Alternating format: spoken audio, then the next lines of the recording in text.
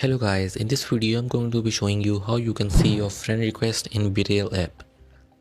So here when I click on my bereal app, on the top left you will see two persons icon. You need to click on it, and here when I scroll down you will see the contacts that you have saved on your phone. You can see your friends that are on your phone. You can invite them to bereal as well. And if you want to see the request, you need to click on requests. And here if you, for example, if you receive a request from person Jack, you will see a name here and you will see a confirm button right next to it. So after you will click on confirm button, that friend will be added to your friend list and you can see it in the friends list.